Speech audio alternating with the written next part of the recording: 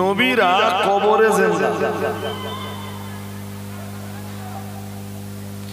কিন্তু দুনিয়াতে মউতের স্বাদ সবাইকে পেতে হয়।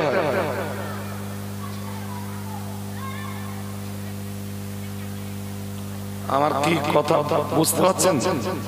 শোনেন, একটা কথা একটু বলে নেই মাঝখানে ঢুক করে। আজকে বিকেলবেলা এখান থেকে যখন আমার কাছে ফোন গেছে, আমি খুব অবাক হয়ে গেছি। মানে আপনাদের এখানকার ডেট আমার করা আগামী কালকে বাদে পরশু দিন, টাইম 7টা থেকে 9টা।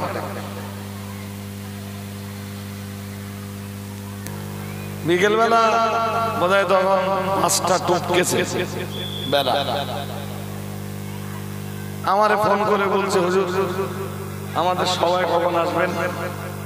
আর কোথায়? তাহলে শ্রীনগর।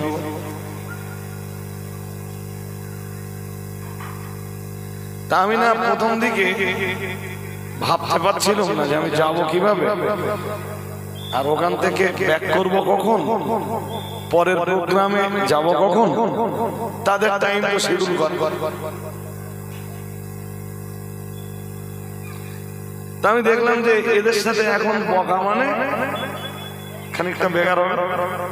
এরা ব্যবস্থাপনা করে ফেলেছে, মাইক বাজতেছে, নিশ্চয়ই তাবারুকের ব্যবস্থা হয়ে গেছে। আমি বললাম আমি বার হচ্ছি ভাই, তবে একটা কথা শুনে রাখুন, আপনাদের জলসা হলো আজকে না। আর কোন জায়গাতে যাওয়ার জন্য একটা মানসিক প্রস্তুতি লাগে।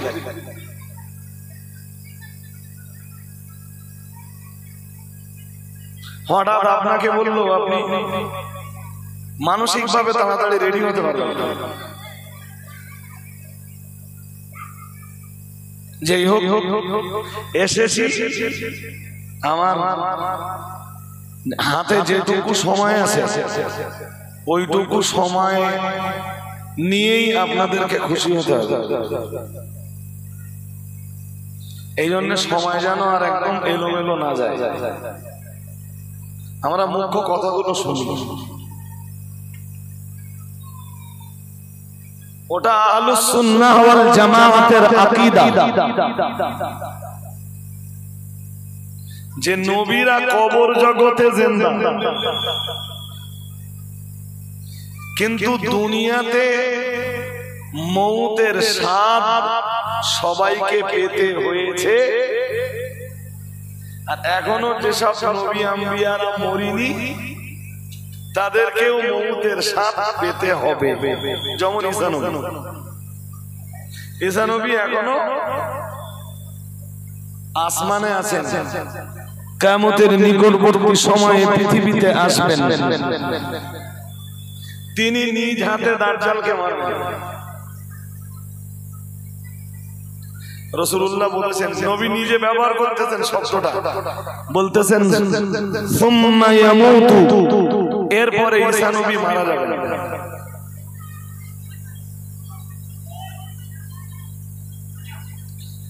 ঘুরিয়ে কালকে আবার যেন বলবেন না যে রজব আলী সাহেব এসে নবীদের সব মরা বলে গেছে। নবীদের আর আলামে বারজাখে জিন্দা থাকা ওটা একটা পর্যায়, আর দুনিয়াতে মউত তাদেরকে স্পর্শ করেছে এটা আরেক পর্যায়। এটা এমন পর্যায়ে যে পর্যায় থেকে কেউ রেহাই পায় না, কেউ মউত কখনো স্পর্শ করবে না একজনকে, তিনি হলেন মাওলা, মালিক, রব্বুল আলামিন আল্লাহ সুবহানাল্লাহ। আরেকটু মন খুলে বলেন, বাকি জন্মেছে যে মরতে তাকে হবে, ওটাই কোরআনুল কারীমের বহু আয়াতের বক্তব্য। এবারে ভাই নবীরা কবরে জিন্দা থাকেন, ওলিরা কবরে জিন্দা থাকেন, শহীদরা কবরে জিন্দা থাকেন, এ বিশ্বাস যেমন আপনাদের আছে, এ বিশ্বাস তার চাইতে আমার একটু কম আছে নাকি?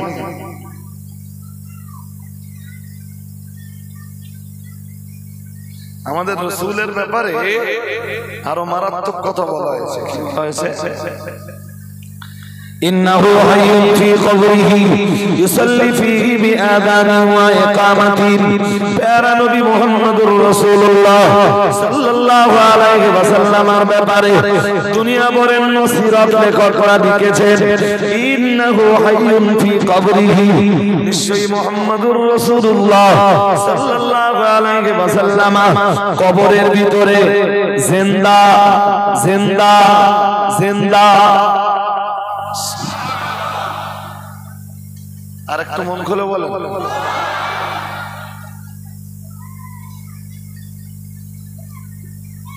রাসূলের যখন ইন্তেকাল হয়, হযরত আবু বকর সারা জীবন রাসূলের সাথে কাটিয়েছেন, কিন্তু ইন্তেকালের বিছানায় বা ইন্তেকালের সময়ে হযরত আবু বকর রাসূলের মাথার কাছে ছিলেন।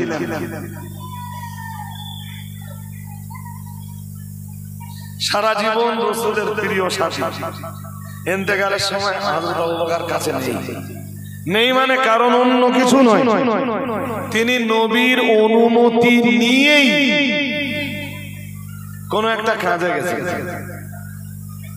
গন্তব্যে পৌঁছে যাওয়ার পরে শুনছেন রাসূলের ইন্তেকাল হয়ে গেছে।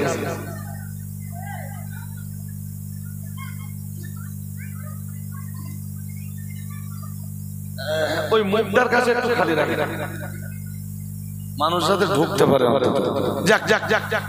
আর আপনারা কে এলো কে গেল ওইদিকে যেন আপনাদের মনটা না যায়।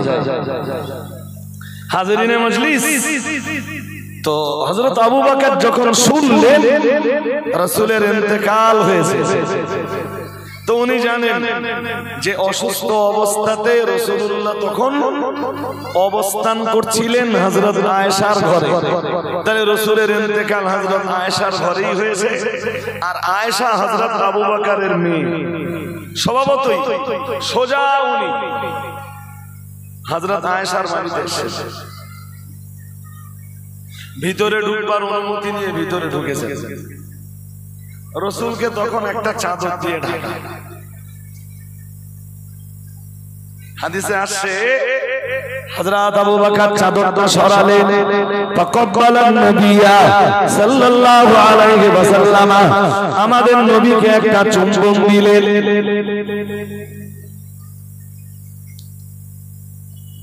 মনের কিছু কথা তিনি ব্যক্ত করলেন, ইয়া রাসূলুল্লাহ, ইয়া হাবিবাল্লাহ, হুজুর আবু বকরের ভাগ্য প্রসন্ন ছিল না, কপাল আবু বকরের ফেভার করল না, তাম জিন্দেগিটা আপনার সাথে কাটিয়ে দিলাম, কিন্তু না না না না না, আপনার ইন্তেকালের সময় আপনার কাছে আমি আবু বকর কাটাতে পারলাম না, ইন্তেকালের মুহূর্তে আপনার মাথার কাছে আমি থাকতে পারলাম না। হযরত আবু বকরের চোখ দিয়ে টপ টপ টপ টপ করে পানি গড়িয়ে পড়ছিল। ও বাবাজিরা ভাইরা, গোটা মদিনার মানুষ তখন মসজিদে নববীতে এসে হাজির, আর হযরত ওমর তখন বলছিলেন, কেউ যদি বলে হযরত মুহাম্মদ সাল্লাল্লাহু আলাইহি ওয়াসাল্লাম মৃত্যুবরণ করেছেন, ওমরের তলোয়ার তার গর্দান উড়িয়ে দেবে।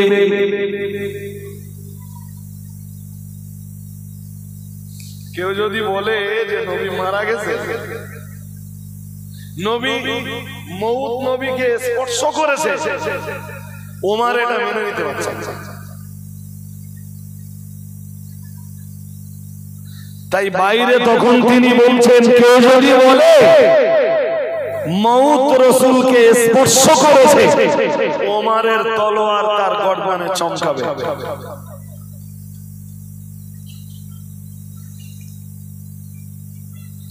হযরত আবু বকর নিজের মনের কথাগুলো জি ব্যক্ত করে হযরত আয়েশা রাদিয়াল্লাহু তাআলা আনহার ঘর থেকে বাইরে বার হলেন। বাইরে মদিনার মানুষদের সামলাতে তো হবে। বাইরে বেরিয়ে দেখলেন এক জনসমুদ্র,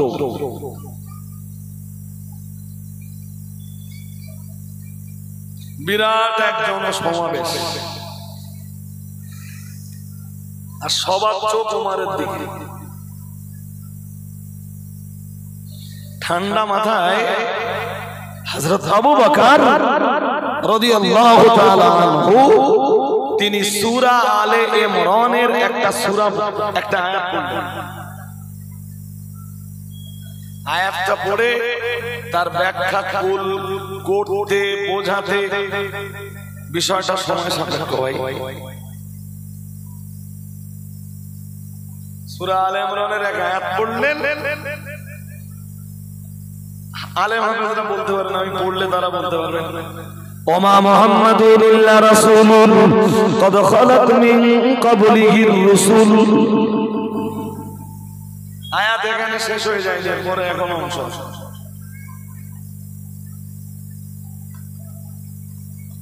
সবার দৃষ্টি যখন ওমরের দিকে, তখন হযরত আবু বকর বাইরে বেরিয়ে তার ফার্স্ট উদ্দেশ্য ওমরকে শান্ত করা, সেকেন্ড টার্গেট জনগণকে শান্ত করা। এই আয়াতটা শোনাচ্ছে। আয়াতের মানে কি? ওমা মুহাম্মাদুন ইল্লা রাসূলুন, মুহাম্মদ সাল্লাল্লাহু আলাইহি ওয়াসাল্লাম আল্লাহর রাসূল, ভিন্ন কেউ নন। আর একটু মন খুলে বলে। এখানে একটা কথা একটু বলে দেই আপনাদের।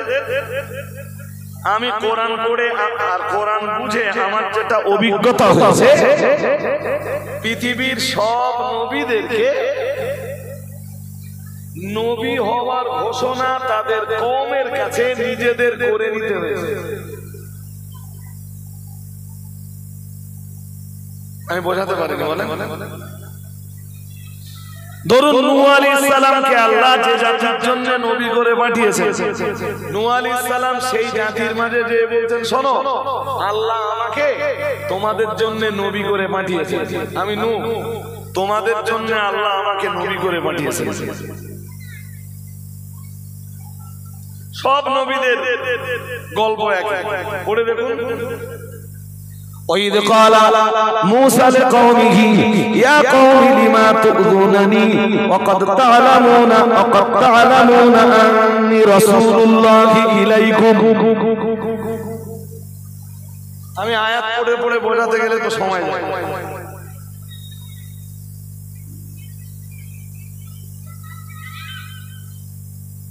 এরপরে ঈসা নবীর ব্যাপারেও তাই এসেছে।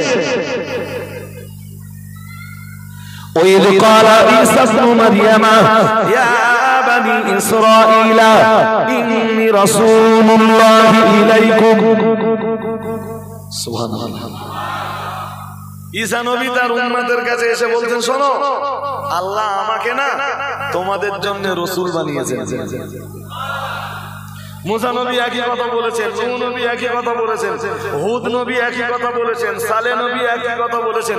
तमाम পৃথিবীর নবীরা সবাই একই কথা বলেছেন, মুহাম্মাদুর রাসূলুল্লাহ সাল্লাল্লাহু আলাইহি ওয়াসাল্লামের রিসালাত পাওয়ার ঘোষণা তার নিজেকে দিতে হয়নি, কোরআনের আয়াত নাযিল করে আল্লাহ উম্মতে মুহাম্মাদীকে শোনাচ্ছেন, ওমা মুহাম্মাদুন ইল্লা রাসূলুন।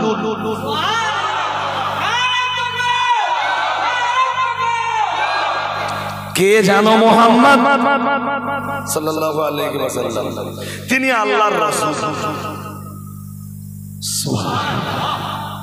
আমি আল্লাহর রাসূল, আমাদের রাসূলকে এই কথা বলে নিজের প্রচার নিজে করে নিতে হচ্ছে না, প্রচার করে দিচ্ছেন কে? জোর করে বলেন। পার্থক্যটা মাথায় ঢুকেছে কি? মোটামুটি ঢুকেছে।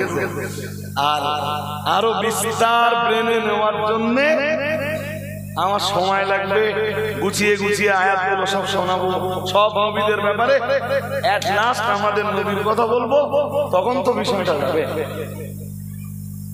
হাজরিনে মজলিস, তো সূরা আলে ইমরানের যে আয়াতটা হযরত আবু বকর শোনাচ্ছেন ওই দিন রাসূলের ইন্তেকালের দিন, জি, তো ওই আয়াতের শুরুতেই আল্লাহ বলেন মুহাম্মদ সাল্লাল্লাহু আলাইহি ওয়াসাল্লাম আল্লাহর রাসূল, ভিন্ন কেউ নন। আপনারা যে কথাটা কলেমার শেষে পড়েন মুহাম্মাদুর, আরে এটাও কোরআনের আয়াত। কোনটা কথা বলেন না, কোনটা? হ্যাঁ, ওটাও কোরআনের অংশ। কোরআনুল কারীমের 26 পারা। আপনি দেখতে চাইলে আমার কাছে এলে আমি এক্ষুনি দেখাবো, আরবি না পড়তে পারলে বাংলা দেখাবো।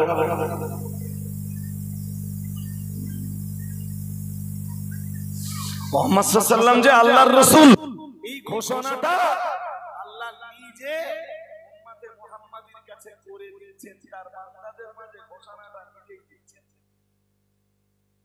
শোনো, মুহাম্মদ সাল্লাল্লাহু আলাইহি ওয়াসাল্লামের পরিচয় জানতে চাও, তিনি আল্লাহর রাসূল।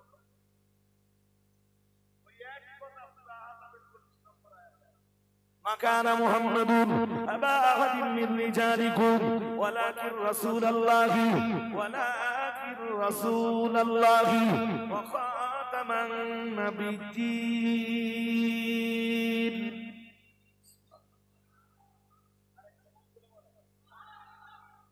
পুরো আয়াতটাতে আল্লাহ নবীর পরিচয় করাচ্ছেন, মা কানা মুহাম্মাদুন। আমি বললাম কত 30 তারিখ আগে আমাদের বসিরহাটের টাউনের আশপাশের কোনো এক গ্রামে একটা ওয়াজ করেছিল, খুব ভালো মনে পড়ে। সেকেন্ড টাইম কোনো মসজিদে আর ওই ওয়াজ করি যে আল্লাহ কোরআনের 4 আয়াতে আমাদের নবীর নাম কেন?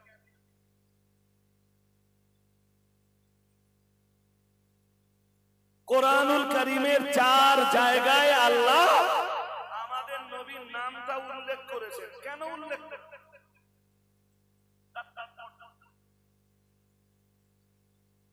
সেকেন্ড টাইম আমি আর কোথাও মনে হয় ওই ওয়াজ করিনি, আমার যতটা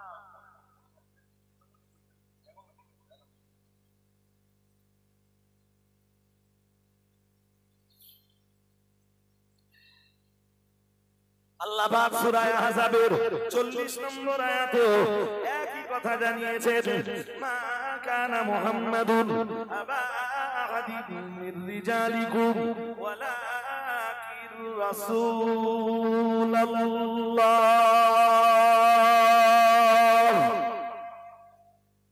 মহান আল্লাহ জানিয়েছেন মুহাম্মদ সাল্লাল্লাহু আলাইহি ওয়াসাল্লাম তিনি কোন পুরুষের, প্রাপ্ত বয়স্ক পুরুষের পিতা নন। কেন এই কথা বললেন? আজ সে ব্যাখ্যা দেওয়ার সময় আমার নাই, চলুন পরের অংশটা বলি। মহান আল্লাহ পরের অংশেই বলেছেন ওয়ালাকিন রাসূলুল্লাহ।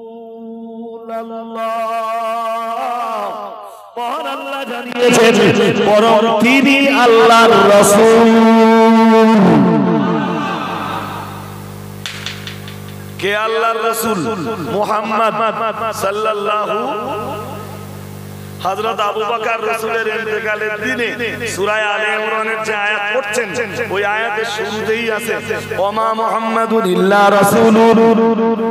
মুহাম্মদ সাল্লাল্লাহু আলাইহি ওয়াসাল্লাম আল্লাহর রাসূল, ভিন্ন আর কেউ নন। ও বাবাজিরা ভাইরা মনে রাখুন, ওই আয়াতের পরের অংশেই রয়েছে মহান আল্লাহ জানিয়েছেন কদ খালাত মিন ক্বাবলিহির রাসূল। মহান আল্লাহ জানিয়েছেন আর মুহাম্মদ সাল্লাল্লাহু আলাইহি ওয়াসাল্লাম আর পূর্বে तमाम দুনিয়াতে যত নবী রাসূলরা এসেছেন সবাইকে মউত স্পর্শ করেছে, মউতের স্বাদ সবাইকে গ্রহণ করা লেগেছে। এরপরেই আল্লাহ জানিয়েছেন, মহান আল্লাহ এই পর্যন্ত এটাই বুঝিয়েছেন সব নবীদেরকে মউত যদি স্পর্শ করে থাকে মুহাম্মদ সাল্লাল্লাহু আলাইহি ওয়াসাল্লামের জীবনে মউত স্পর্শ করাটা অস্বাভাবিক কোনো বিষয় নয়। সব নবী রাসূলকে যদি মউত স্পর্শ করতে পারে তাহলে মুহাম্মদ সাল্লাল্লাহু আলাইহি ওয়াসাল্লামের জন্য এটা অসম্ভব, আর এটা মানে অসম্ভব কোনো বিষয় নয়। ও বাবাজিরা ভাইরা, মহান আল্লাহ পরের অংশে আবার জানিয়েছেন আফাইমাতা, মহান আল্লাহ জানিয়েছেন সুতরাং যদি তিনি তার মানে হযরত মুহাম্মদ সাল্লাল্লাহু আলাইহি ওয়াসাল্লাম মারা যান আও কুতিলা, অথবা যদি তাকে শহীদ করে দেওয়া হয়, মহান আল্লাহ জানিয়েছেন ইনকালাবতুম আলা আকাবিকুম, মহান আল্লাহ জানিয়েছেন যদি মুহাম্মদ সাল্লাল্লাহু আলাইহি ওয়াসাল্লাম মারা যান অথবা যদি তিনি শহীদ হয়ে যান, তাহলে তোমরা কি বাপ দাদা পূর্বপুরুষদের ধর্মে আবার ফিরে যাবে? হযরত আবু বকর ওই আয়াত পড়ছেন, আর ওমর হযরত আবু বকরের চোখ হযরত আবু বকরের ঠোঁটের দিকে তাকিয়ে ওমরের তখন মনে হচ্ছে যে কোরআন নাযিল হচ্ছে, যেন কোরআন চলতো। কোরআন নাযিল হবার দরজা বন্ধ, কারণ নবী ইন্তেকাল করেছেন, আর কোরআন নাযিল হবার দরজা খোলা নেই। হযরত ওমরের যেন মনে হচ্ছে কোরআন নাযিল হচ্ছে। এই এতক্ষণ হযরত ওমর যা যা বলছিলেন একদম ঠান্ডা হয়ে গেলেন, শান্ত হয়ে গেলেন। এরপর হযরত আবু বকর এক চূড়ান্ত ভাষণ দিলেন।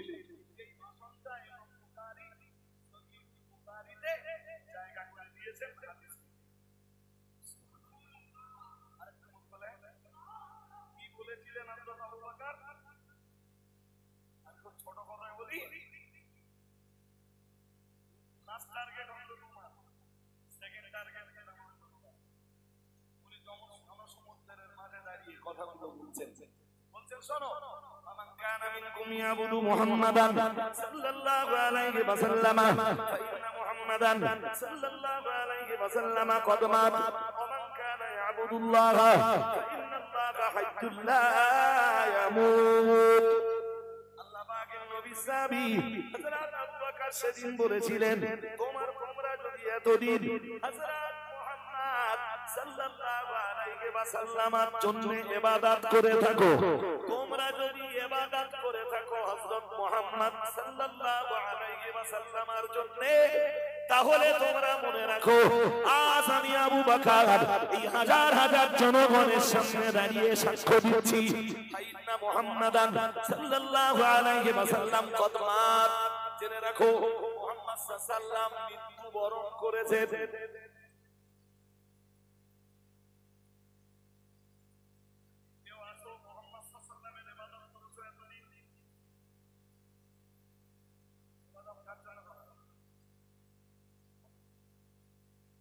ভাই ইবাদত কার জন্য করা হয়? আল্লাহ পাকের নবী সাহাবী হযরত আবু বকর এরপর এক্ষণে আবার বললেন, ও নবী সাহাবীরা, ওমান কানা ইয়াবুদুল্লাহ ফাইন্নাল্লাহা হাইয়্যুল লা ইয়ামুত, আর তোমরা যদি এতদিন ধরে ইবাদত করে থাকো আমার আল্লাহর জন্য, আমার আল্লাহর খুশির জন্য, আমার আল্লাহর রেজামন্দির জন্য, আমার আল্লাহর সন্তুষ্টির জন্য, তবে তোমরা এটাও জেনে রাখো ফাইন্নাল্লাহা হাইয়্যুল লা ইয়ামুত। হে মুসলিম উম্মাহের জনগণ, আমি আবু বকর, হে মুসলিম উম্মাহ, আমি আবু বকর তোমাদেরকে বলছি, তোমরা যদি এতদিন ইবাদত করে থাকো আমার আল্লাহর জন্য ফাইন্নাল্লাহা হাইয়্যুন, তাহলে জেনে রাখো নিশ্চয়ই আমার আল্লাহ জিন্দা জিন্দা জিন্দা, আমার আল্লাহ চিরঞ্জীবী, লা ইয়ামুত, আমার আল্লাহ কখনোই মরেন না, মরবেন না।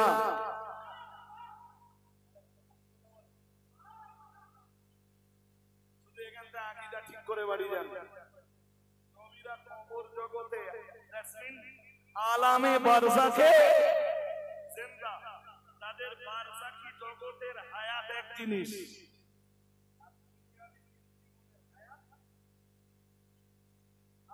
জিনিস, দুটো পর্যায় এক নয়, তোকে একাকার করে ফেললে ভুলবে না। জি, তবে কেউ জানো কবরের রসুলকে মুর্দা বলার সাহসিকতা না দেখায়।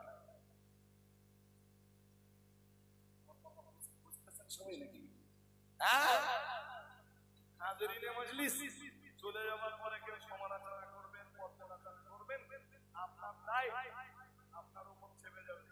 আমি কোরআন হাদিস পড়ে যেটা বলেছি সেইটাই বলছি। আম্মা আয়েশার পরে রাসূল ইন্তেকাল করেছেন, আর আম্মা আয়েশা নিজে বলছেন মাতা রাসূলুল্লাহ সাল্লাল্লাহু আলাইহি ওয়াসাল্লাম বাইনা হাকানাতি ওয়া তাকানাতি, বলছেন আমার ঘরে আমার দিকে তাকা, আমার এই চিঠির মাঝখানে মাথা রেখে রাসূল মৃত্যুবরণ করেছেন। মৌত শব্দের ব্যবহার, যদি আমি মৌত শব্দের ব্যবহার করার কারণে আমার যদি ওই শব্দ হাদিসে আছে, ওই একই শব্দ কোরআনে আছে এবং নবীর সামনে।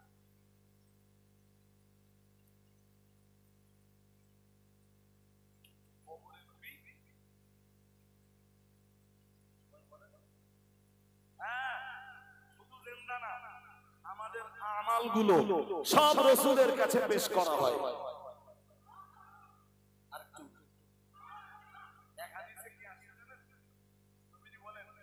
হায়াতি খায়রুল লাকুম ওয়া মামাতি খায়রুল লাকুম, ও আমার সাহাবীরা মনে রাখো, আমার বেঁচে থাকাটাও তোমাদের জন্য ভালো, আমার মরে যাওয়াটাও তোমাদের জন্য ভালো, আমার হায়াতও তোমাদের জন্য ভালো, আমার মওতও তোমাদের জন্য ভালো, আমার জীবনও তোমাদের জন্য ভালো, আমার মরণও তোমাদের জন্য ভালো।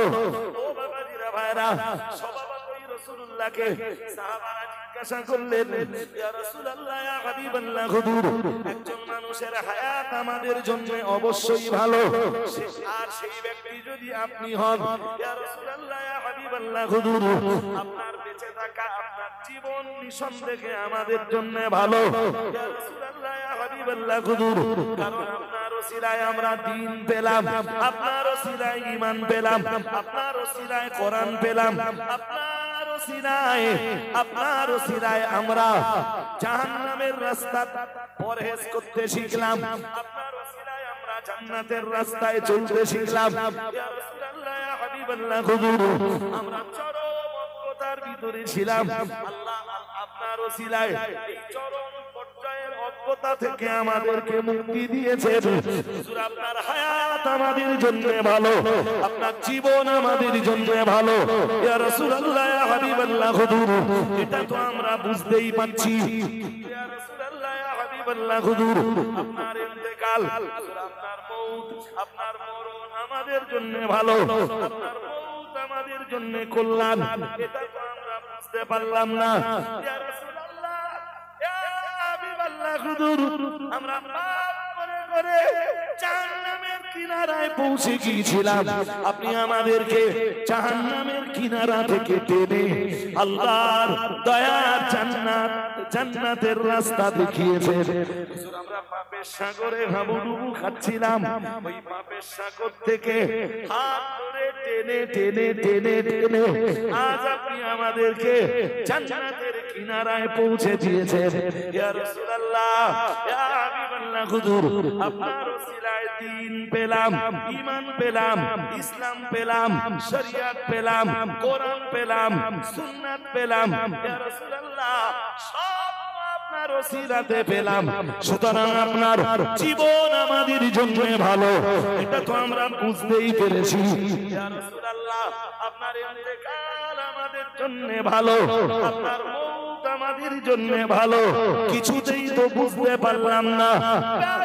মুহাম্মাদুর রাসূলুল্লাহ সাল্লাল্লাহু আলাইহি ওয়াসাল্লাম সাহাবীদের প্রশ্নের জবাব দিতে যেয়ে বলেছিলেন, ও সাহাবীরা, আমি মুহাম্মাদুর রাসূলুল্লাহ সাল্লাল্লাহু আলাইহি ওয়াসাল্লাম তোমাদের আমলগুলো আমার ইন্তেকালের পরে, তোমাদের আমলগুলো প্রতি সপ্তাহের সোমবার এবং শুক্রবারের দিনে আমার দরবারে হাজির করা হবে।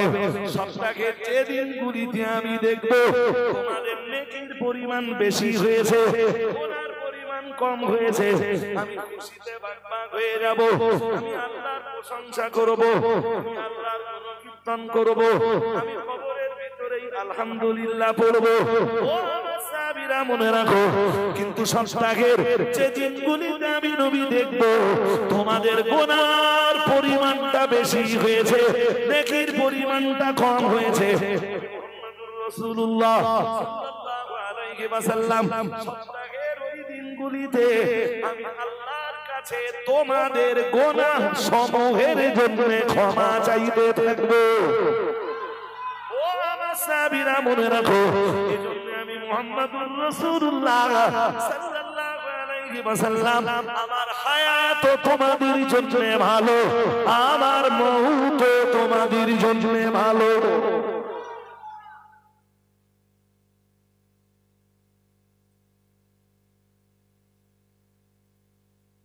পৃথিবীর যে কোনো মানুষের বেঁচে থাকা আমাদের জন্য ভালো, তার মরে যাওয়া আমাদের জন্য ভালো। কিন্তু একজন মানুষের হায়াত উম্মতের জন্য ভালো, তার মউত উম্মতের জন্য ভালো।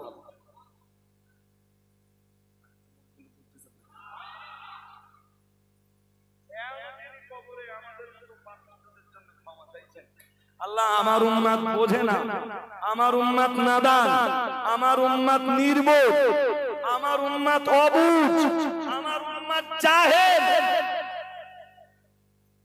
আল্লাহ আমার এই অবুঝ উম্মতদেরকে দয়াময়, দয়া পরবশ হয়ে তুমি তাদেরকে ক্ষমা করে দাও।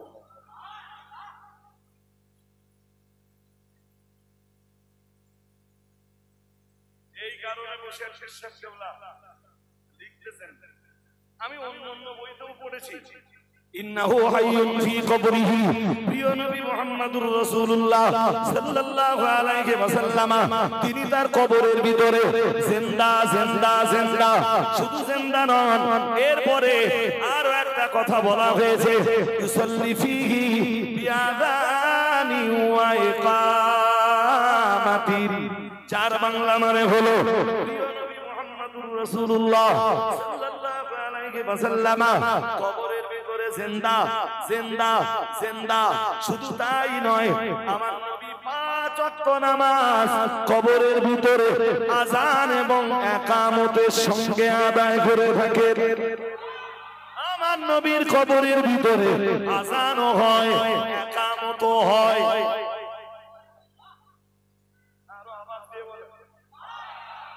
আমার নবীর কবরে আযানও হয়,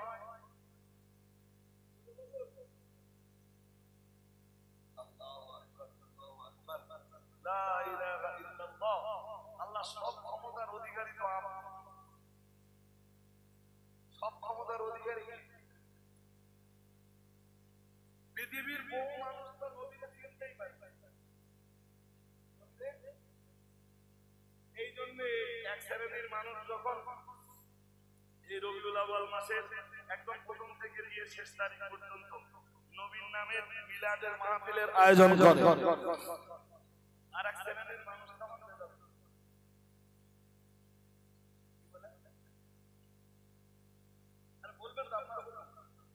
বিদআত বলে। কি বলে?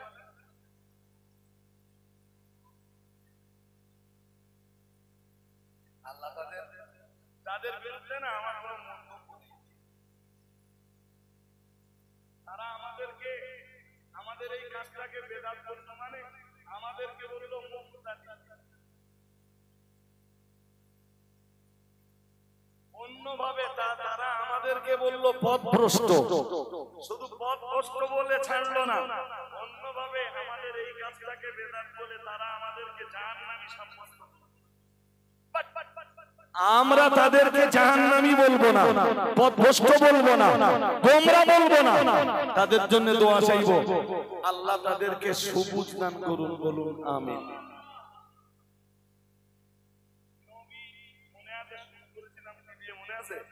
নবী ইয়াহইয়া আলাইহিস সালামের পায়দায়েশে সালামের নজরানা, নবী ইয়াহইয়া আলাইহিস সালামের জন্য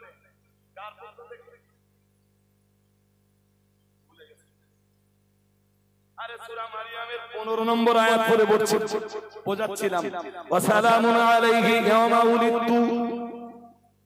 মহান আল্লাহ জানিয়েছেন, আল্লাহ পাক রব্বুল আলামিন জানিয়েছেন, আমি আপনাকে বলছিলাম সূরা মারিয়ামের 16 পারা সূরা মারিয়ামের আয়াত নাম্বার 15 ওয়া সালামুন আলাইহি ইয়াওমা উলিদা। ইয়াহইয়া আলাইহিস সালামের প্রতি সালাম নবী ইয়াহইয়ার প্রতি আমরা জানো বললাম কোন দিন? মহান আল্লাহ বললেন যেই দিনে তিনি ভূমিষ্ঠ হয়েছে।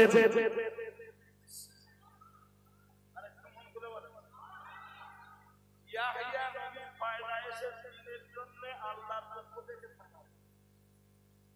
শুধু ওই দিনের জন্য সালাম নয়, মহান আল্লাহ আবার জানিয়েছেন, আল্লাহ পাক আবার জানিয়েছেন ওয়ায়ামুতু ওয়ায়ামা ইয়ামুতু। মহান আল্লাহ জানিয়েছেন, আল্লাহ পাক আবার জানিয়েছেন ওয়ায়ামা ইয়ামুতু। আর ওই দিনের জন্য তার প্রতি সালাম যেদিন তিনি ইন্তেকাল করেছেন।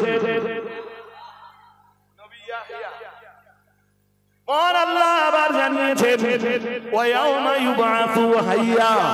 আর ওই দিনে ওই ইয়াহইয়া নবীর প্রতি সালাম যেদিন কবর থেকে নবী ইয়াহইয়াকে হাসরের ময়দানে ওঠানো হবে।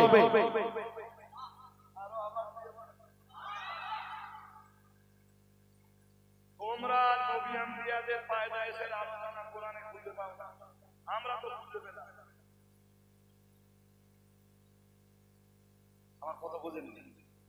বুঝতেছেন? এই রুকুটা পড়ে দেখবেন, এই রুকুতেই আমার আল্লাহ হযরত নবী ইয়াহইয়া আলাইহিস সালামের পয়দায়েশের খবর দিচ্ছেন। মিলাদ মানে উপস্থিত জনমণ্ডলীকে আমাদের নবী 12 রবিউল আউয়ালে আগমন করেছিলেন, সেই সম্বলিত নসিহতগুলো জনগণকে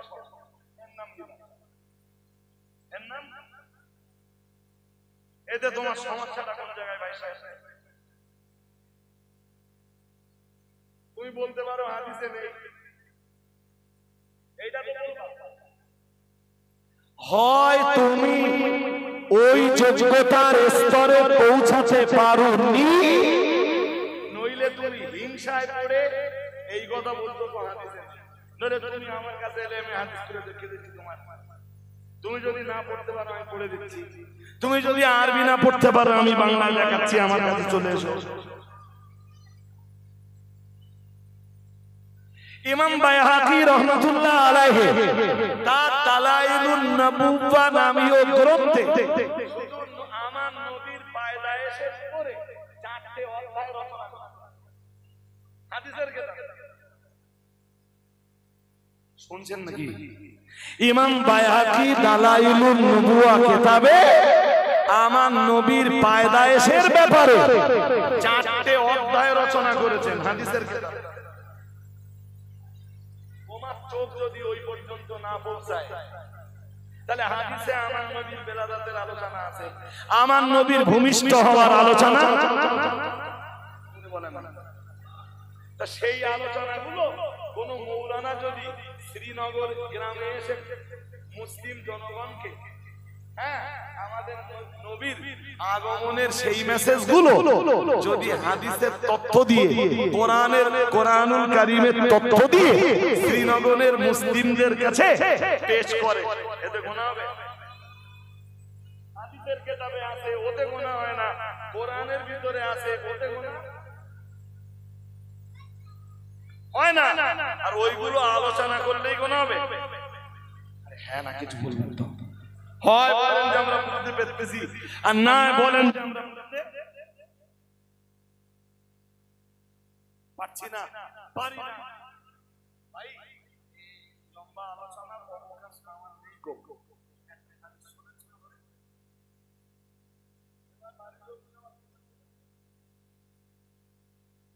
শুক্রবার আমি বেলা 12টা বাজে তখন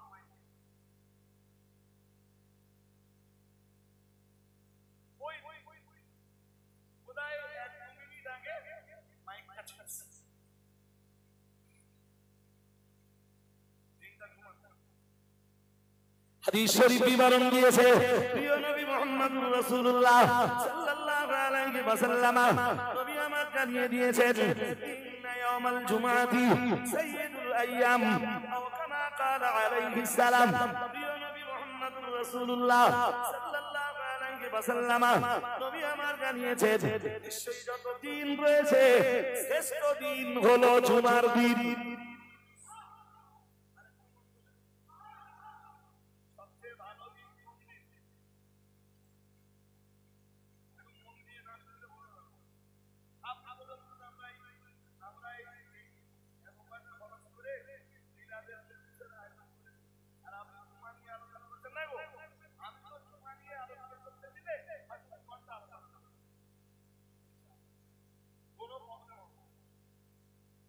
إن يوم الجمعة سيد الأيام وهو أفضل من يوم الأضحى ويوم الفطر أو كما قال عليه السلام নবী আমার জানিয়েছেন ওই জুমার দিনের মর্যাদা বছরের 2 ঈদ অপেক্ষাও বেশি।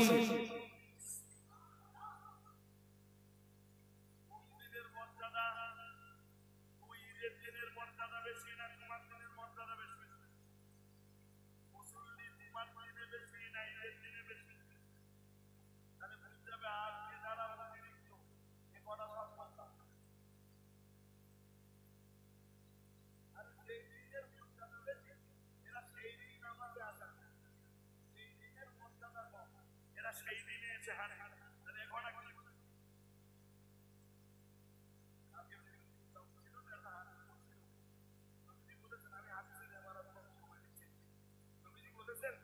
যারা আল্লাহর জিকির করে ওরা জিন্দা, যারা আল্লাহর জিকির না করে ওরা মুর্দা।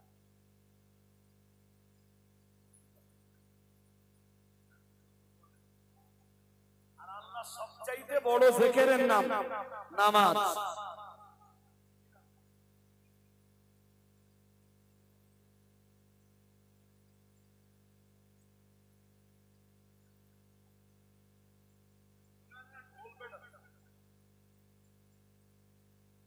ভাই একটু কুইক মন দেন, যারা আল্লাহর জিকির করে তারা জিন্দা, আর যারা জিকির না করে তারা মুর্দা। সর্বশ্রেষ্ঠ জিকির হলো নামাজ। তাহলে যাদের নামাজ আছে ওরা জিন্দা, ওরা আর যাদের নামাজ নাই ওরা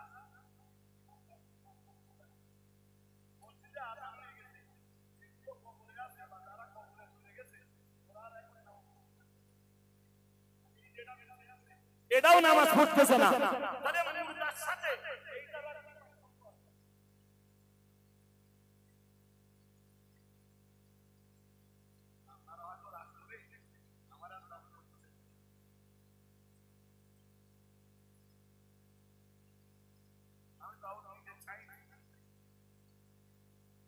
আমি যে ব্যস্ততার ভিতর দিয়ে আসি আর যাই,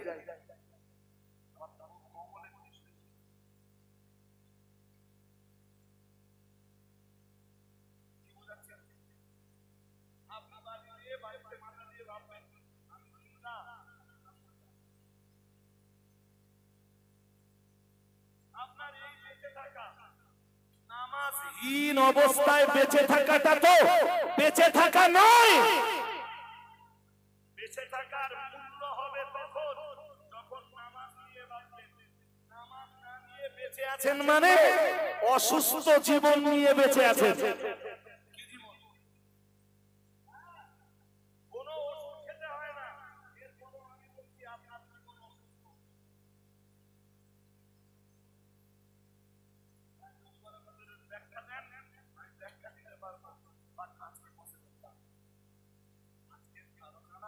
প্রসঙ্গই তো ভিন্ন হওয়া উচিত। নবীজি বলেন জুমার দিনের মর্যাদা 2 ঈদের দিনের মর্যাদা চাইতেও বেশি। ঈদুল ফিতর আর ঈদুল আযহার দিনের মর্যাদা চাইতেও বেশি।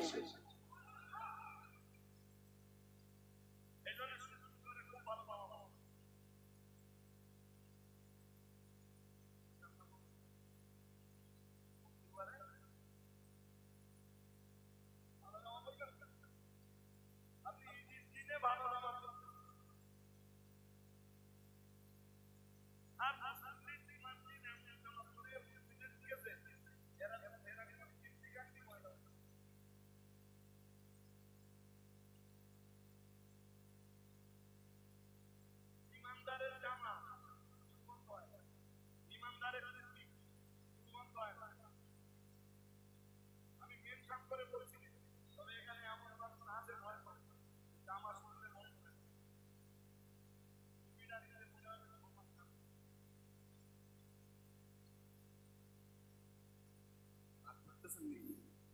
আরে এটাও তো কোরআনে আছে কি আছে খুদু জিনাতাকুম ইনদা কুল্লি মাসজিদ, তোমরা প্রত্যেক নামাজের সময় সজ্জিত হও।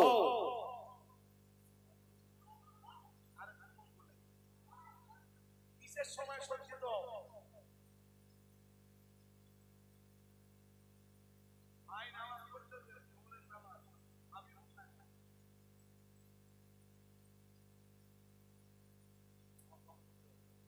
নামাজ পড়ছে কে? ভাবি না, হ্যাঁ চাষিমা না, চাষা অন্যা গায় গায়।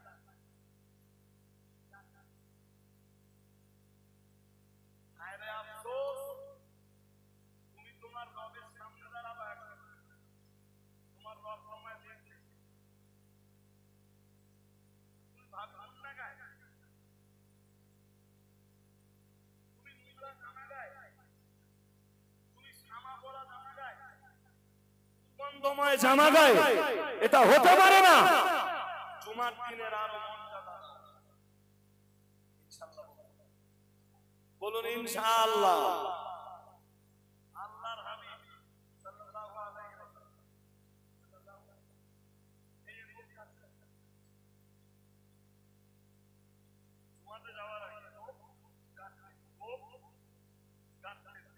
আরো শরীরের অবাঞ্ছিত যে লোম আছে সেগুলো পরিষ্কার পরিচ্ছন্ন।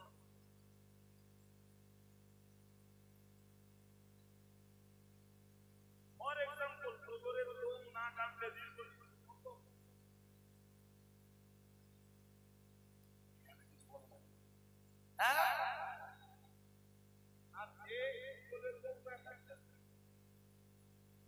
তার অন্য জায়গার কন্ডিশন তো আরো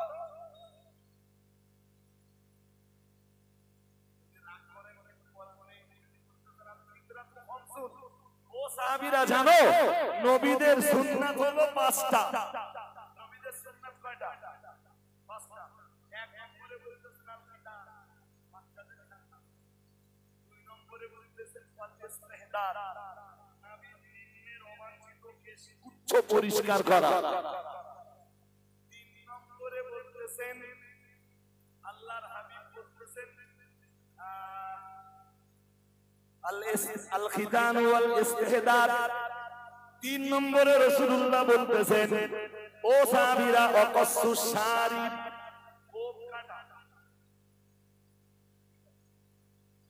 4 নম্বরে বলতেছেন নাতুল ইবিল, মোগলের লোম পরিষ্কার করা।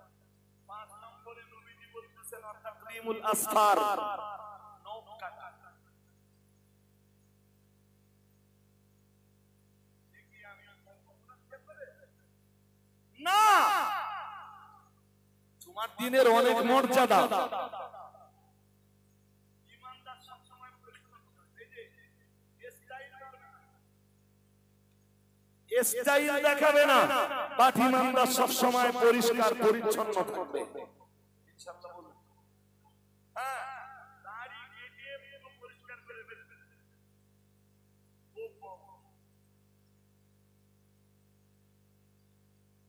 জানে হাদিসে আছে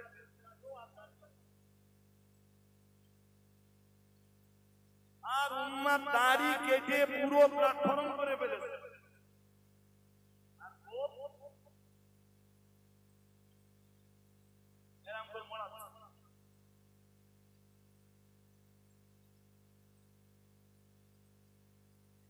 হাদিস শরীফ বিবরণ দিয়েছে প্রিয় নবী মুহাম্মদুর রাসূলুল্লাহ সাল্লাল্লাহু আলাইহি ওয়াসাল্লাম জানিয়েছে, শ্রেষ্ঠ দিন হলো জুমার দিন। ও বাবাজিরা ভাইরা, পরে আবার জানিয়ে দিয়েছেন, ওয়া আফদালু মিন ইয়াউমিল আযহা ওয়া ইয়াউমিল ফিতরি। জুমার দিনের মর্যাদা ঈদুল আযহার দিনের চাইতে বেশি, ঈদুল ফিতরের দিনের চাইতে বেশি। মুহাম্মদুর রাসূলুল্লাহ সাল্লাল্লাহু আলাইহি ওয়াসাল্লাম পরের অংশে জানিয়ে দিয়েছেন, খামসু খিসালিন আও কামা ক্বালা আলাইহিস সালাম। আল্লাহ পাকের নবী বললেন, ও সাহাবী সাহাবীরা মনে রাখো, জুমার দিনের মর্যাদার পিছনে 5টা কারণ রয়েছে। নবী আমার 1 নম্বরে জানিয়েছেন, ও আমার সাহাবীরা মনে রাখো, খালাকাল্লাহু ফিহি আদম, আল্লাহ পাক রব্বুল আলামিন জুমার দিনে হযরত নবী আদম আলাইহিস সালামকে তৈরি করেছে।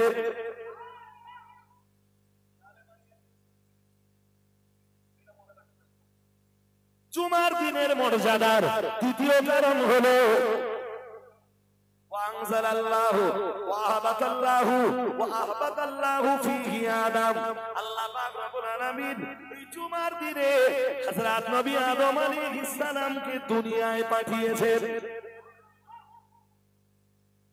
প্রথম কারণ আদম নবীর সৃষ্টি, দ্বিতীয় কারণ জান্নাত থেকে আদম নবীর নুজুল, হুকুম বা অবতরণ। শুনছেন?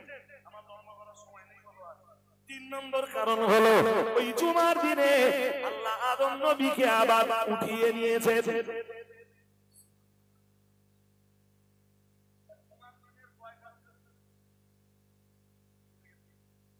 পাঁচ কারণ, কয় কারণ হয়েছে? 3 কারণ হয়েছে। 3 হয়েছে না, দুটো বাকি না? ওই জুমার দিনে অফিহি সাআতুন, এমন একটা সময় রয়েছে জুমার দিনে বান্দা ওই সময়ে আল্লাহর কাছে কোন দোয়া করলে আল্লাহর দরবারে দোয়া কবুল হয়ে যায়। এটা জুমার দিনের মর্যাদার চতুর্থ কারণ। 5 নম্বরে রাসূল জানিয়েছেন, অফিহি তাকুমুস সাআ, এই জুমার দিনে কিয়ামত হবে।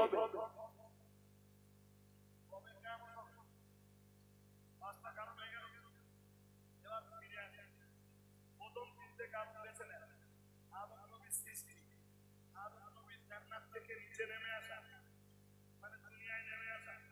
আর 3 নম্বরে আদম নবীর ইন্তেকাল। আদম নবী সব ভালো কোন দিন? প্রথম কারণ, দ্বিতীয় কারণটা কি ছিল? আদম নবীর দুনিয়াতে আগমন। এই জন্য জুমার দিনের মর্যাদা।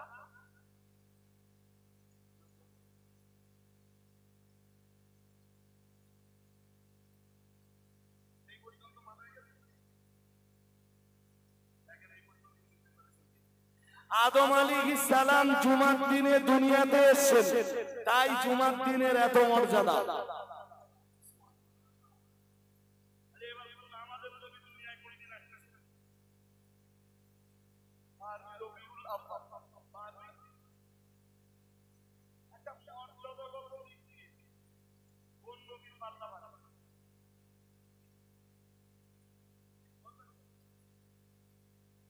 কোরআনুল কারীমে একটা সূরা মহান আল্লাহ দিয়েছে, সেই সূরাটার নাম হলো সূরাতুল ইয়াসিন।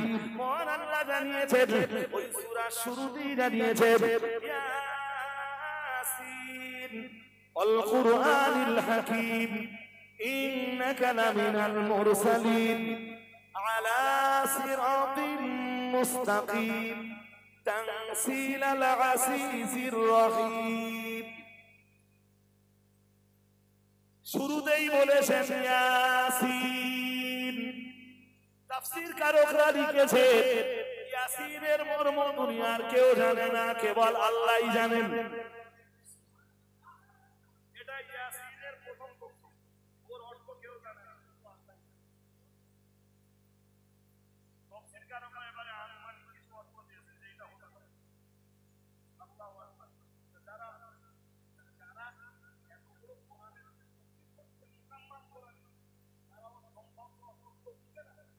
তারা একটা আনুমানিক বা সম্ভাব্য অর্থ দিচ্ছেন।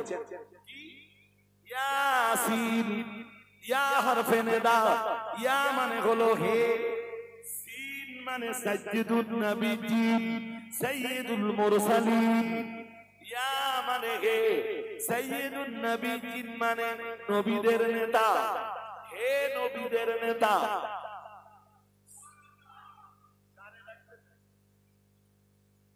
বাবা সাইয়্যিদুন নবীয়্যিন সাইয়্যিদুল মুরসালিন বলে আল্লাহ কাকে ডাকতেছেন? আমাদের নবীকে জুমার দিনের অত মর্যাদা। আর যেদিন দুনিয়া যেদিন দুনিয়াতে আখিরি নবী আসতেছেন, নবীদের নেতার আগমন ঘটছে, ইমামুল মুত্তাকিন পৃথিবীতে আসতেছেন, সাইয়্যিদুল মুরসালিন পৃথিবীতে আসতেছেন, রাহমাতুল লিল আলামিন পৃথিবীতে আসতেছেন, শাফিউল মুজনিবিন পৃথিবীতে আসতেছেন। সেই দিনের মর্যাদা আমার দিনের চাইতে কম হলো না বেশি হলো?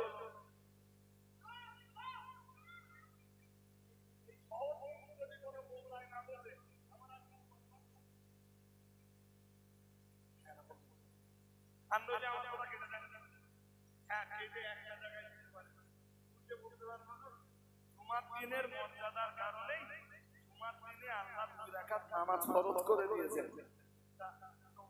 আমাদের নবী যেই দিন আগমন করেছেন 12 রবিউল আউয়ালে, আল্লাহ উম্মতের জন্য কোনো ইবাদত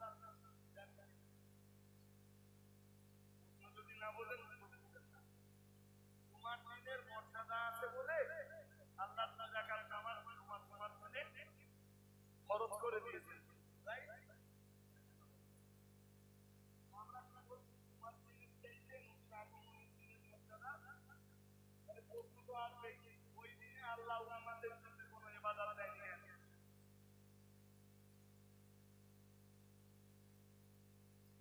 তোমার প্রশ্ন থাকলে আমাদের জবাব আছে। তোমরা যারা আজকে তোমরা জানো না, আজ থেকে 800 বছর 900 বছর 1000 বছর আগে দুনিয়া বড় বড় লেখকরা তাদের কিতাবে এই সব প্রশ্নের উত্তর লিখে রেখেছে। প্রশ্নটা কি মাথায় ঢুকেছে? নইলে উত্তর ঢুকেছে? তাহলে উত্তরটা আমার কাছে নেন। আচ্ছা, উত্তরটা নেওয়ার আগে আপনাদেরকে একটু জিজ্ঞাসা, মেরাজের রাতে আমাদের নবী মেরাজে গেছেন, আল্লাহর সাথে দিদার হয়েছে, জান্নাত জাহান্নাম পরিদর্শন হয়েছে, জিয়ারতের সময় উম্মতের জন্য নামাজ আনতেছেন কয় ওয়াক্ত?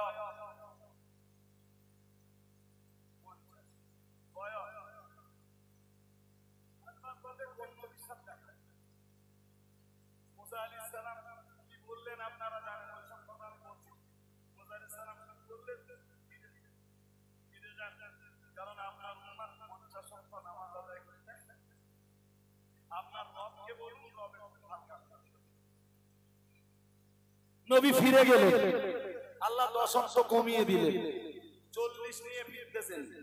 আবার টাকা কি হয়েছে? তাহলে 10 মাইনাস হয়েছে, আর 40 আছে, 40 আছে। তাহলে আপনার উম্মত পারবে না, আবার নবী আবার ফিরে গেলেন। এইভাবে 4 বার ফিরে যাবার ফলে 40 ওয়াক্ত লেস হয়ে গেল, 10 ওয়াক্ত নিয়ে ফিরতেছেন। আবার কি হয়েছে? তাহলে 10 ওয়াক্ত আছে, 40 ওয়াক্ত লেস করে দিয়েছেন। তাহলে আপনার উম্মত পারবে না, আবার ফিরে যাবেন। নবী আমার আবার ফিরে গেলেন, যে বলেন আল্লাহ আমার উম্মত পারবে না, আপনি আরেকটু হালকা করে দেন। আল্লাহ বললেন আরো 5 মাইনাস করে দিলাম।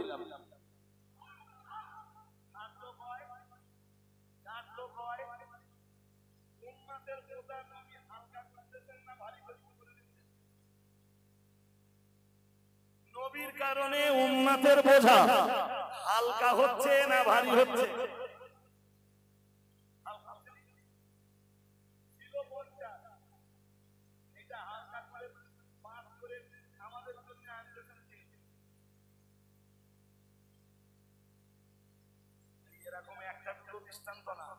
বহু দৃষ্টান্ত রয়েছে।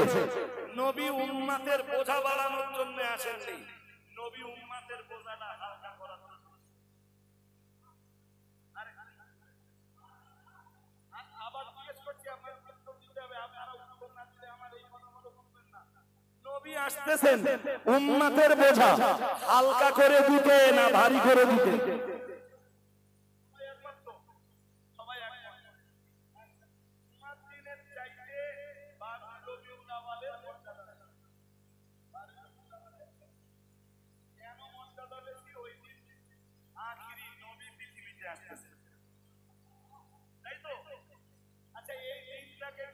করে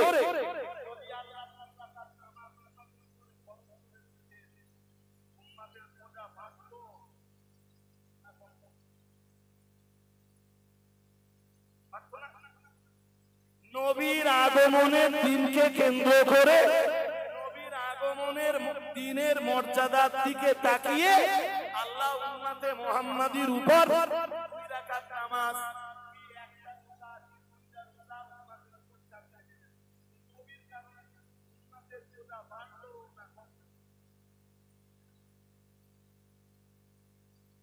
এত সহজ জিনিস যদি এই গোমরাহ নদের মাথায় না ওকে আমার আর কিছু করার আছে বাবুর ওটা উপাদের যদি আপনার নামে ইবাদত চাপিয়ে যায় তাহলে তো উম্মতের পূজা বেড়ে যাচ্ছে আর নবীর আগমন তো উম্মতের পূজা বাড়ানোর জন্য ছিল না এই জন্য বাবুর ওটা উপাদে আল্লাহ না নামাজ দিয়েছেন না কোনো রোজা দিয়েছেন যদি দিতেন তাহলে তো উম্মতের নবীর কারণে উম্মতের বোঝা বেড়ে যেত। ধরুন 2 রাকাত নামাজ দিয়েছেন আল্লাহ ওই দিন, যারা পড়তো সওয়াব পেত, যারা না পড়তো গুনাহ হতো, না পড়তো। আমি কি বোঝাতে পারছি? এক কথায় মিয়া জুমার দিনের মর্যাদার চাইতে 12 রবিউল আউয়ালের মর্যাদা আমি আপনাকে তথ্য দিয়ে বোঝালাম। হাজিরিন মজলিস, আমি আপনাদের কাছে আর সময় দিতে এবার অপারগ, যেটুকু সময় নিয়ে এসেছিলাম এসে দেখি আপনারা নামাজ শুরু করেছেন। আলহামদুলিল্লাহ, নামাজের গুরুত্ব হয়েছে, নামাজটা হয়েছে। আর আজকে যে নসিহত আমার কাছে শুনেছেন এই পর্যন্ত মনে রাখুন। আবার যদি সময় সুযোগ নির্দেশন হয়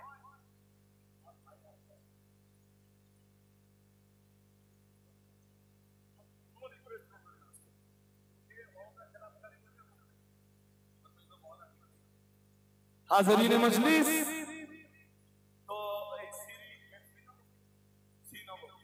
শ্রীনগর এবং শ্রীনগর পার্শ্বস্থ গ্রামগুলিতে কন্ডিশন পজিশন হলে আবার আসবে। মজলিস এখনো শেষ করার সময় হয়নি। তো আমাদের ইমাম সাহেব ভাই রয়েছেন, উনি ছোট ছোট কিছু কথা আমার পরে এরকম লম্বা ওয়াজ করা দরকার না, নবীর নাম বলে বলতে থাকে। ইমাম সাহেব ভাই মিনিট 15 কথা বলবেন, তারপরে আমি কিছু অমনা কথা শুনুন। যদি আমার হাতে সময় পড়ে তাহলে আমি ব্যস্ততা দেখিয়ে চলে যেতাম না, কারণ আপনারা খুব মন দিয়ে আমার কথা শুনছেন, আমার আলোচনা শুনছেন। আমি এই মিনিট ছেড়ে যাওয়া মানুষ নই, বাট আমার কথা বিছানো নেই। একটু ধৈর্য ধরে বসলে আশা করি আরো কিছু কথা শুনবার সুযোগ আপনাদের হবে। জি, অন্তর খুলে দরুদ শরীফ পড়ুন। আল্লাহুম্মা সাল্লি আলা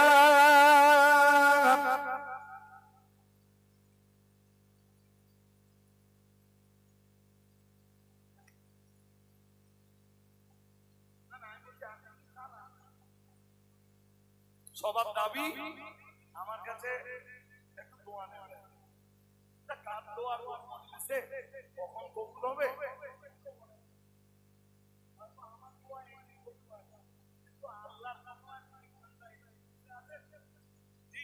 তার সাথে হাত তোলার কারণে আমিও ভাগ্যবান হব। ছোট্ট করে একটুখানি হাত তুলুন। আল্লাহুম্মা আমিন। الحمد لله رب العالمين، والصلاة والسلام على رسوله الكريم وآله الطيبين والطاهرين وصحابه أجمعين. ربنا ظلمنا أنفسنا وإن لم تغفر لنا وترحمنا لنكونن من الخاسرين. মেহেরবান আমাদের জিন্দেগির গুনাহগুলো আপনি মাফ করে দিন আল্লাহ। আপনার রহমতের কোলে আপনি আমাদের সবাইকে জায়গা করে দিন রব্বুল আলামিন। মদিনা মুনাওয়ারা থেকে আপনার নবী রাহমাতুল লিল